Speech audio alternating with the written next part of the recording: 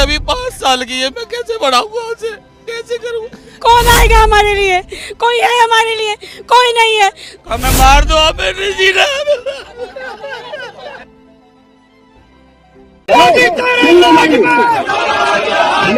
सब लूट के बर्बाद हो गए, यहाँ बर्बाद हो गया। अब हम कहाँ जाएंगे? राम राज लाए थे, अब हमें क्या पता ऐसा राज आएगा कि हमारा सब कुछ लूट जाएगा।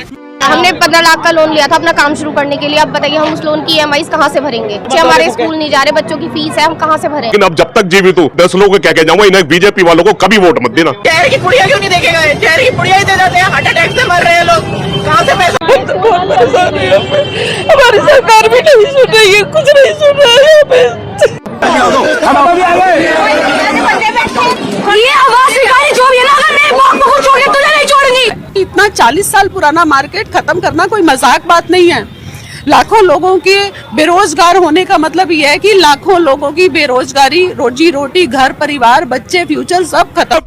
मुर्दा है हम, कुछ नहीं बचा हमारे पास। और हम सिर्फ एक ऐसी सरकार का गुणगान करते आए हैं बचपन से, और आज इतना मन खट्टा हुआ है। आग थी पड़ोसी के घर में, हम तमाशा देखते रहे। चिंगारी अपने आंगन में आई तो हाथ जलते रहे। आप सोच रहे होंगे मैंने आते ही यह शायरी क्यों सुना दी। चलिए बता ही देता हूं। आज मैं जो बात बताने वाला हूं उस पर यह शायरी बिल्कुल फिट बैठती है। नमस्कार दोस्तों, आज जो तस्वीर सामने आई है वो सिर्फ मेरठ के सेंट्रल मार्केट की नहीं है, बल्कि पूरे देश के लिए एक आईना है। एक ऐसा आईना जो हमें हमारी सोच का असली चेहरा दिखाता है। क्योंकि जब दर्द दूसरे का होता है तो हम ताली बजाते हैं, लेकिन जब वही दर्द अपने दरवाजे पर आता है तो आवाज बदल जाती है। मेरठ के सेंट्रल मार्केट में करीब 1500 दुकानों पर बुलडोजर चलने वाला है। सरकार और प्रशासन का कहना है कि ये दुकानें अवैध हैं, नियमों के खिलाफ बनी हुई हैं, इसलिए इन्हें हटाया जा रहा है। कागजों में यह सिर्फ एक कानूनी कार्रवाई है, लेकिन जमीन पर यह हजारों परिवारों की जिंदगी उजड़ने की कहानी बन चुकी है। अब सबसे बड़ा सवाल यही है कि अगर ये दुकानें अवैध थीं, तो पिछले 20-30 सालों से सब कुछ वैध कैसे चलता रहा? बिजली का बिल लिया गया, टैक्स लिया गया, व्यापार चलता रहा, लोगों ने लोन लिया, बच्चों को पढ़ाया, घर बसाया, तब कानून कहां पर था? और अगर तब सब ठीक था तो आज अचानक सब गलत कैसे हो गया? अब जरा पीछे चलते हैं।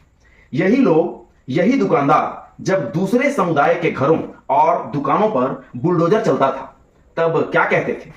तब कहा जाता था कि सख्त सरकार है, सही कर रही है, देश के दुश्मनों पर कार्रवाई हो रही है और मोदी योगी ही हमें चाहिए।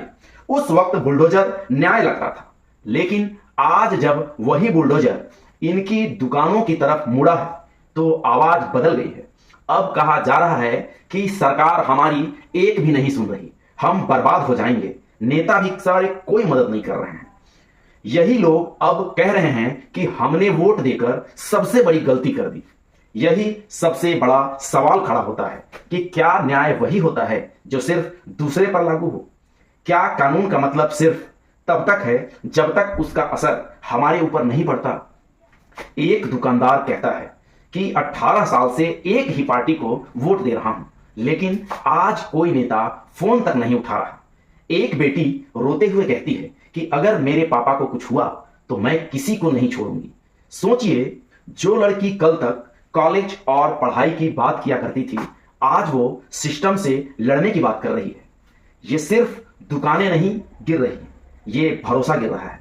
और जब भरोसा गिरता है तो उसका असर सिर्फ सरकार पर नहीं, पूरे समाज पर पड़ता है।